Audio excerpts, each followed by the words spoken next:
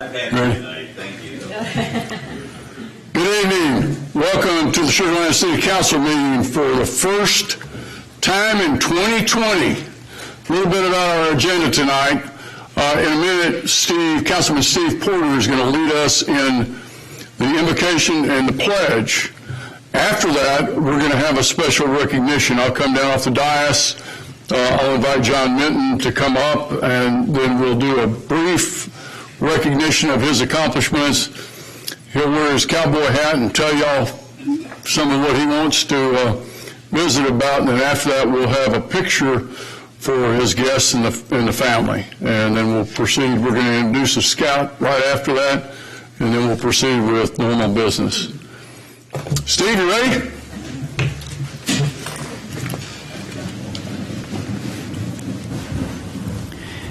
You are invited to join us in prayer. Almighty God, maker of all things, judge of all people, you are good and your love for us endures forever. You have made the heavens and the earth by your great power and outstretched arm. Nothing is too hard for you. We pause now to acknowledge that you, and to you all hearts are open, all desires known, and from you no secrets are hidden. And from you alone comes all counsel, wisdom, and understanding, so that we, your all too human and fallible servants, here gathered in your name, to do the work of governing fairly and justly, do most humbly ask that you send down your heavenly wisdom to direct and guide us in all our work here on behalf of the citizens of our fair city. And grant that we, having reverence for you and the awareness of the sure judgment to come, will lay aside all private interests, prejudices, and partial affections. And further, grant that the conduct, discourse, and deliberations of those here present may be to the glory of your most blessed name.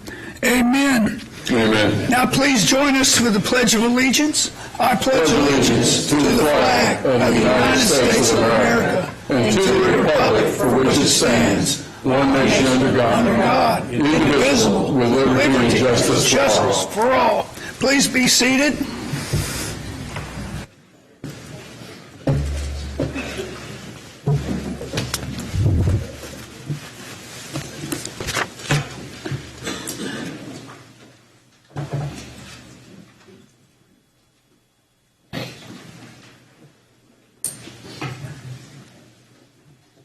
At this time, I'm going to ask John Minton to come down and join me.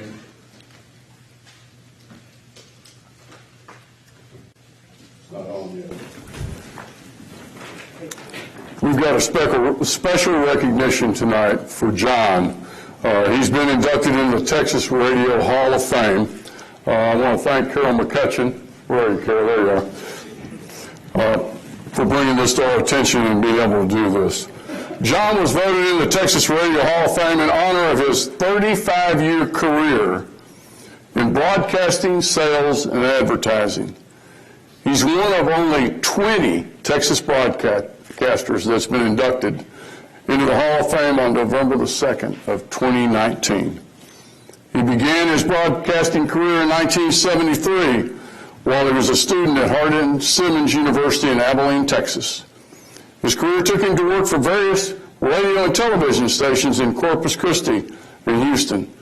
In 2000, he and his wife, Liz, started their own advertising agency, Minton Media. They have helped recruit employees for businesses such as Fluor, Kroger, and the University of Texas Health Systems.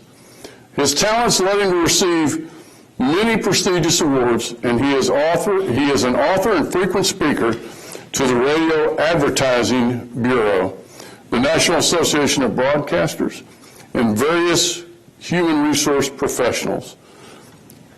John, congratulations. Thank you. Put your hat on.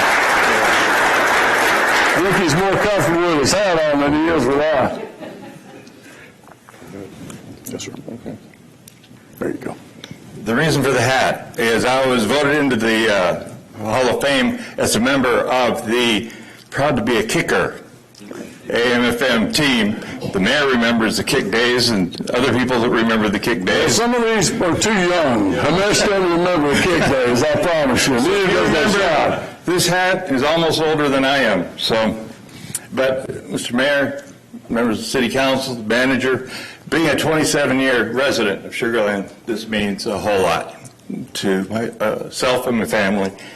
When we first moved to Sugar Land, I had second thoughts because when we moved into Merrick Drive in Sugar Creek, our next door neighbor came over to introduce herself. And you remember I was at KIKK, and it turned out she was none other than the infamous T.J. Callahan, Donna Croft, from that other country station. So we had fun with it. We spray painted and threw balloons at each other. But our family history is entrenched in Sugar Land. Both our kids went through Dulles, K through 12. And I have the stories from the teachers and the principals to prove it. One of the most memorable being, I'm minding my own business at a Dulles Classic planning meeting. The principal comes up and said, Mr. Mitten, I never thought it was possible for somebody to use a pencil, a piece of string, and a paper clip to catch a fish out of the aquarium in the ocean sciences classroom. Until this afternoon. When your son did it, and I just looked at the principal and said, he's gifted.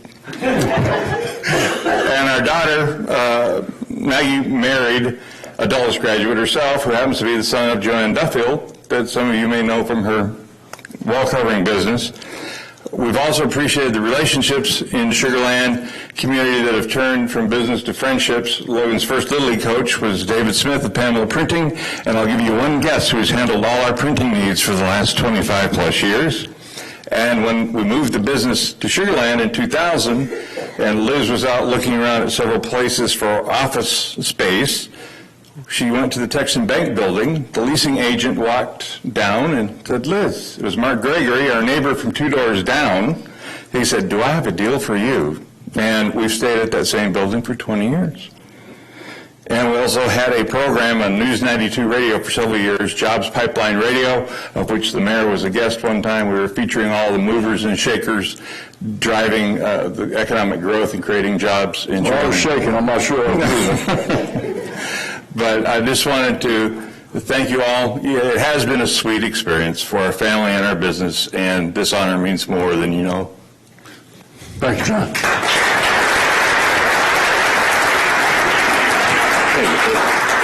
Would you all like to come down? We've got a proclamation, and if you all come down and kind of line up right here. You're part of the Sugar Land community?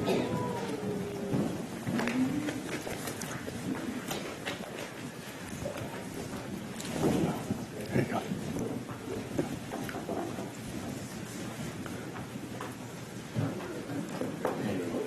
Don't run off. You got to come down here too.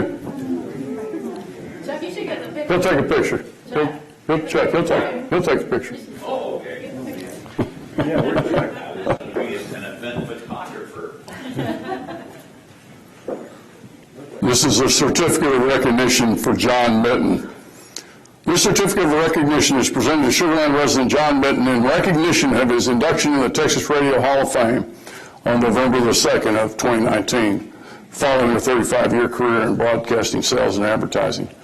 From 73 to 1998, John worked at radio and television stations in Abilene, Corpus Christi, and Houston, including KRTS-FM, KRBE-FM, KIC AM-FM, and KODA-FM.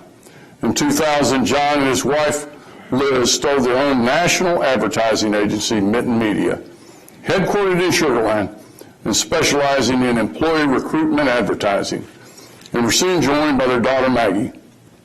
John's business has recruited many new hires for major corporations and government agencies, and he is a past president of the Houston chapter of Employment Management Association, won the Pinnacle Award from the Society of Human Resource Managers in 2004, and teaches a SHRM, accredited continuing education workshop, and is a frequent guest lecturer for the University of Houston's Doctoral Studies program. John, we congratulate you on your many accomplishments, not the least of which is your family and friends. Congratulations.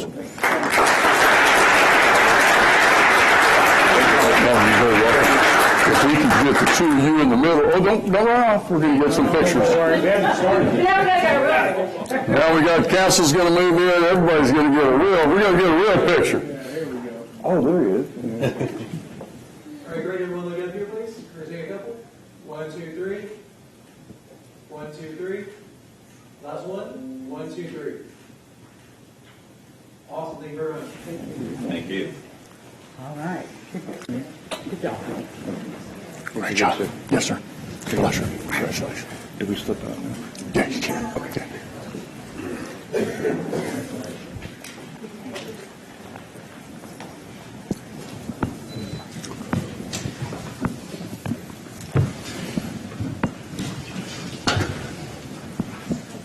Oops. Almost ran off with a window. Take him to the bar.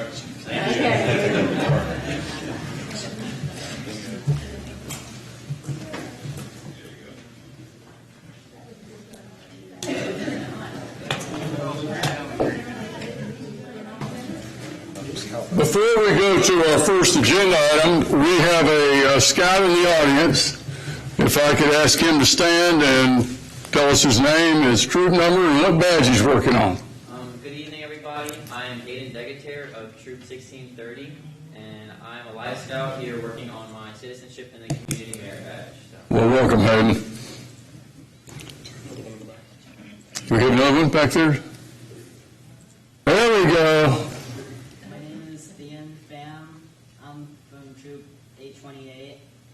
I'm also working on my citizenship in the community merit badge. Thank you, Thean. Any other scouts?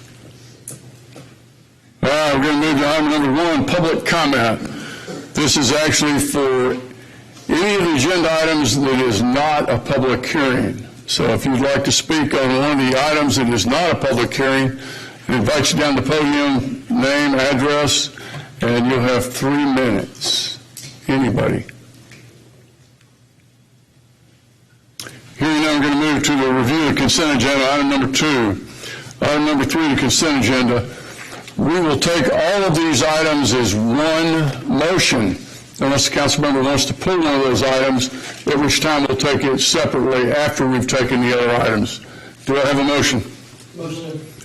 I got a motion by Gandhi, second by McCutcheon. You vote at this time, please.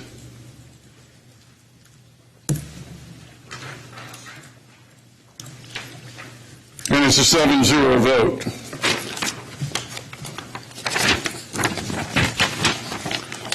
Item number 9, contracts and agreements. 9A, consideration of an action on authorizing the execution of a standard tax abatement agreement by and between the City of Sugar Land, Texas, and TDC DRI Sugar Land, LLC. The applicant, along with original applicants Transwestern Development Company, LLC, and TDC Logistics Company, LLC, and the property owner pertaining to 1, reinvestment zone number 2019-03 located in Sugar Land at the northwest corner of the intersection of West Airport Boulevard and Dairy Ashford Road, and 2, construction of 2 buildings, one containing approximately 199,773 square feet of floor space and one containing approximately 126,810 square feet of floor space, with a total estimated cost of $20,800,000, which will be used for one or more of the purposes allowed by the city's development code in the M1 zoning district. We have our Director of Economic Development, Elizabeth Huff, and Ms. Alba Panate, our Business Retention Manager, Elizabeth. Yes, sir. Good evening, Mayor and Council. I wanted to take a moment to discuss the importance of economic development in the city. We are tasked with creating a sustainable business environment that promotes a consistent, quality economy that enhances the standard of living for our residents and provides the necessary financial resources for the city through an expanded and diversified tax base. The department utilizes multiple resources and tools to accomplish this mission, specifically our Primary Industries Division, which focuses on business retention, expansion, and attraction. The project you're about to hear about is one example of how the department is able to support a speculative developer through a value-added incentive.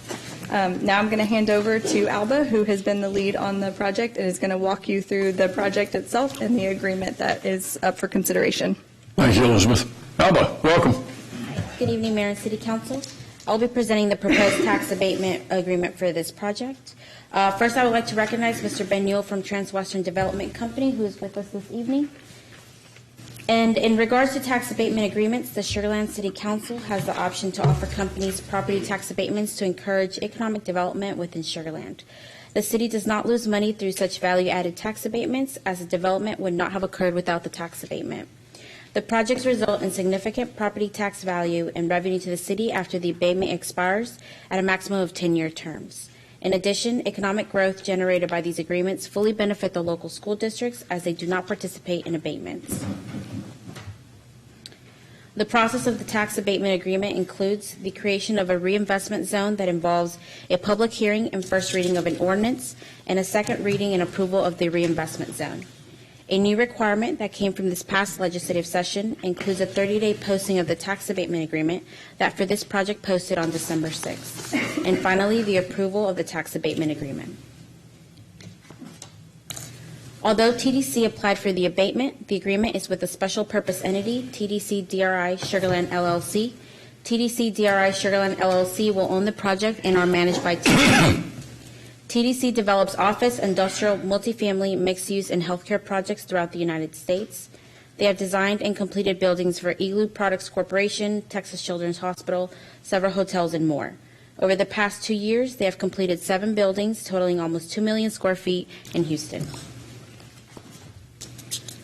This project includes construction of 2 spec industrial buildings that will total 326,583 square feet, Building 1 having 126,810 square feet, and Building 2, 199,773 square feet. It also includes an estimated capital investment of $20.8 million.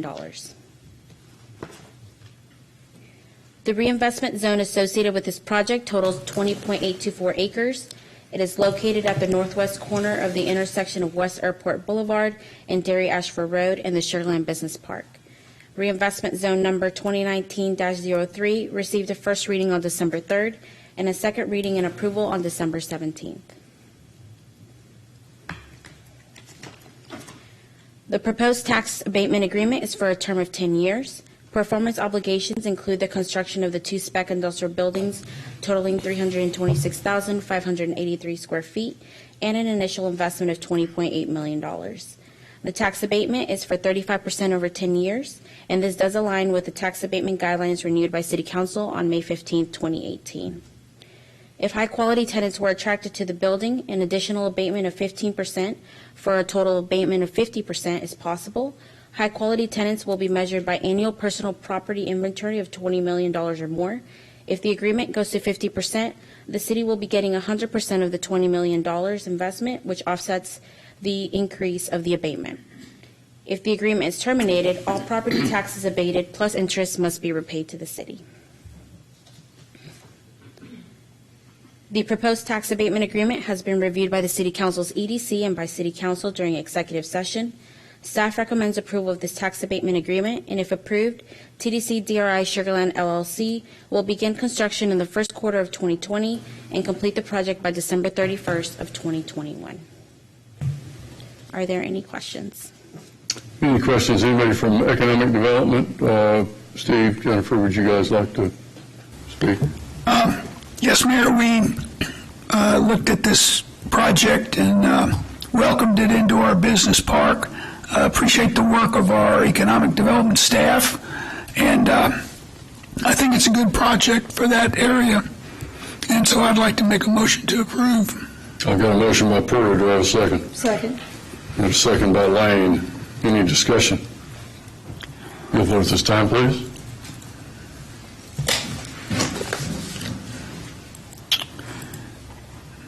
Thank you. And it passes 7-0. Thank you, Alva. Item number 5, public hearings, 5A. Receive and hear all persons desiring to be heard On a proposed amendment to Chapter 2, Article 11, parking garages of Sugar Land Development Code by adding Section 2-336 and 2-337 regarding parking garage lighting. And we have with us Doug Schomburg. Doug. Thank you. Mayor, members of council, this evening we're taking the public hearing and first reading before you. This is an item that we workshopped with y'all back late last year in December and went over this as well as several other amendments to the code. Just to quickly recap, this is to address interior parking garage lighting that can be visible to exterior areas outside the garage. There are safeguards in our code generally for parking lot lighting, both for minimum and glare and light spillover, but there weren't anything for interior garages. So again, we'll recap a little bit what we talked about originally. Pendant type lighting that we had started to see becoming a little more of a trend. The market being more expansive now for different types of lighting in garages. And then the whole LED fixtures becoming much more prominent. And many of you have seen this even within your homes with new lighting, new fixtures, both more energy efficient and brighter and easier to see by. So we're seeing with parking garage lighting especially, there's becoming a lot more products. Again, this amendment is proposing to add some basic requirements. It is not proposing to specify certain specific fixtures, anything like that, styles. But again, there are a variety of ways to light garages. Security and safety are certainly paramount. At the same time, there's some things that can be done to reduce glare outside. So this is just some quick illustration here. We had several graphics that shows you a cross-section, if you will, parking garage beams and how a fixture that projects, if it projects lower than that beam, not only do you get a lot of light in the garage, but you could have some glare, more glare externally. Generally, these used to be nested up closer to the ceiling, but sometimes they are, sometimes they're not now. And so, again, we believe it is a fairly straightforward amendment where, again, you could either place the lighting closer to the ceiling using the structure of the garage themselves, which are typically have the precast beams, or if a person wants to use the pendant style, or in case of a much thicker ceiling where maybe there's not much beam projection, shielding on the fixture itself would be there. So two different ways that could be looked at depending on what's needed and how a person wants to design. We did incorporate a provision for wall-mounted lighting. We often call these wall pack lighting, and you're used to seeing those on the exterior of buildings, especially smaller buildings, to be shielded as they are externally if they're used inside a garage. Sometimes they are, more around elevator banks, those types of areas. Also, we have a minimum amount of lighting illumination, at least a bare minimum set, based on some research that staff did. And I want to talk a little bit real quickly about the Planning and Zoning Commission work. As usual, the Commission does quite a bit of work before Council sees and takes action. We originally brought this forward with them on a workshop back in September and talked about what we were thinking, talked about some of the draft language. We had some good feedback. They had some additional suggestions, including very specifically the wall-mounted wall pack type, if it's inside a garage, was one of their recommendations to look at that. And they also talked about the importance to set maybe at least some type of minimum illumination level in garages. So staff did some research and revisions following that, and we also did do some research with our city's building permits and inspections department in terms of codes. We brought that back. We had a public hearing in November, and following the hearing, we did have a unanimous recommendation of approval from the mayor to the mayor and council for this from the commission. We had incorporated those revisions, and they were appreciative of that from the commission standpoint. So for this evening's public hearing, we have met the requirements for that. Notification in terms of the website and the paper. At this point, we have not received inquiries of our opposition on this and did not have any speakers at the Planning and Zoning Commission meeting on it. I will say, just as a side note, that we did also look at some existing blueprints and information of garages in the city, and looked at some existing and even some proposed that haven't been constructed yet as a measure of this, because as part of the development community, we want to make sure we're not going way beyond that, and we're not. We feel like, for the most part, this is a straightforward, as we said, amendment, and has some essentially different ways that a person can shield that. We'd be happy to address any questions after the public hearing, and again, your next steps are that hearing and followed by first reading of the ordinance. Thank you, Doug. Before we go to the public hearing, I'd like to recognize our Planning and Zoning Commission Chairman, Kathy Ebner. Kathy, thanks for coming tonight. This time we're going to open the public hearing. Anyone that would like to speak on this particular agenda item is invited to come to the podium, state your name and the address, and you'll be allowed to speak for 3 minutes. Anyone? Second call. This time we're going to go ahead and close the public hearing, and we're going to take up the action item. Does council have any questions? Do I have a motion? Mayor, if you could. Yes. First consideration on action on City of Sugar Land Ordinance Number 2185, an ordinance of the City Council of the City of Sugar Land, Texas, amending Chapter 2, Article 11, parking garages of the Sugar Land Development Code by adding sections 2336 and 2337. Carol? Yes, I think the parking garage lining amendments will be very beneficial to our development code, so I'd like to make a motion to approve. Got a motion by McCutcheon. Do I have a second? Second. I've got a second by, I was going to say Stewart, but Jacobson. Your vote this time, please. Stewart, I know who you are. Come on, buddy. And it passes 7-0. Thank you, sir. Thanks, Doug. Item number 6, City Council City Manager Report. 6A, City Council Member Reports. We've got Stewart. Let's start with you. Ramesh? No report. Carol? Well, I'll pick out a few things. I can always come up with something. I gave greetings on behalf of the city at the Hanukkah celebration of the lighting of the menorah at Town Center, Town Square. And you didn't say anything on fire. I did not set anything on fire. Yes, yes. And on behalf of the mayor, I presented Marion Bird with a proclamation and letter in honor of her 100th birthday, and a celebration was held for her at Inspired Living, where she is the oldest resident there. And then also attended a polling location meeting with Fort Bend County, where they debuted the new voting machines, which we'll be using in the upcoming elections, and it's their combination of electronic and paper ballots. Yeah, thank you. That's it. Thanks, Carol. LaShawn. No report. Steve. No report, Mayor. Jennifer. I was a guest speaker for a Cub Scout group in Greatwood, and also attended the lighting ceremony with Councilman Porter and McCutcheon. Wonderful. Thank you, Jennifer.